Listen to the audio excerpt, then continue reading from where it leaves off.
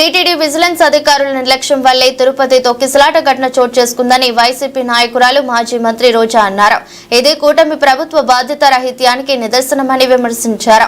చంద్రబాబు ఎప్పుడు అధికారంలోకి వచ్చినా చావులే ఉంటాయని తీవ్ర వ్యాఖ్యలు చేశారు. చంద్రబాబు నిర్లక్ష్యం వల్ల గతంలో గోదావరి పుష్కరాల్లో తొక్కిసలాట జరిగిందని అన్నారు. ఇప్పుడు తిరుపతిలో అలాంటి ఘటనే మరోసారి చోటు చేసుకుందని చెప్పారు.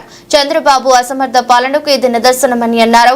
సంధ్యా థియేటర్ ఘటనతో అల్లు అర్జున్ కు సంబంధం లేకపోయినా ఆయనపై కేసు పెట్టారని, ఈ ఘటనలో Chandrababu, TTD chairman BR Naidu, జిల్లా ఎస్పీలపై కేసులు పెట్టాలని రోజా డిమాండ్ చేశారు.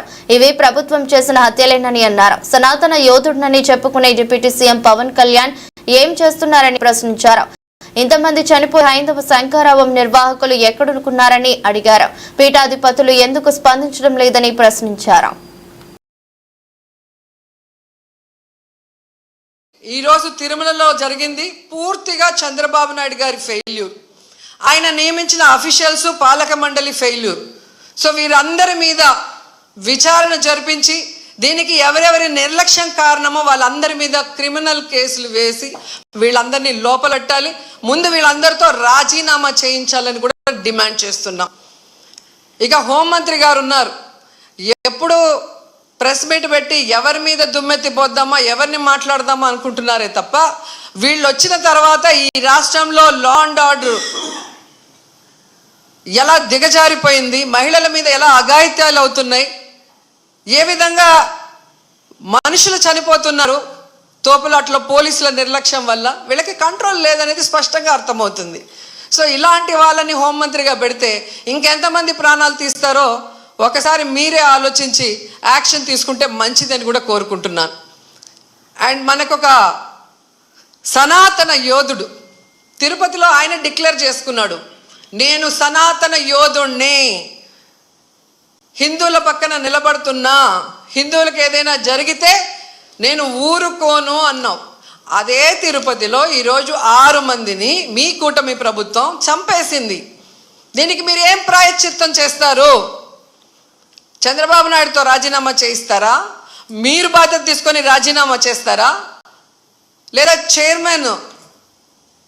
టీటీడీ చైర్మన్తో రాజీనామా చేయిస్తారా? హోంమంత్రితో రాజీనామా చేయిస్తారా? లేదా అందరూ కలిసి కట్టకట్టుకొని రాజీనామా చేస్తారా? మీ అందరి ఫెయిల్యూరే కదా ఇది. నిజమైన సనాతన యోధుడివైతే ఇప్పుడు రా, వచ్చి మీ ప్రభుత్వంలో ఎవరెవరి నిర్లక్ష్యం వల్ల ఇది జరిగిందో వారందరి మీద క్రిమినల్ కేసులు పెట్టించుకోండి. అంతేగాని ప్రమాదశాత్తు జరిగిందని 194 BNSS పెట్టేసి చేతులు దులిపేసుకోవాలంటే మాత్రం వదిలే ప్రసక్తే లేదు అని కూడా ఈ సందర్భంగా తెలియజేసుకుంటున్నా. అండ్ చంద్రబాబు నాయుడు ఆయన లెగ్గు మహత్యం ఏంటో కానీ ఆయన ఎప్పుడు అధికారంలోకి వస్తే అప్పుడు ఈ రాష్ట్రంలో మనం ఎన్నో చావులు చూడాల్సి వస్తుంది.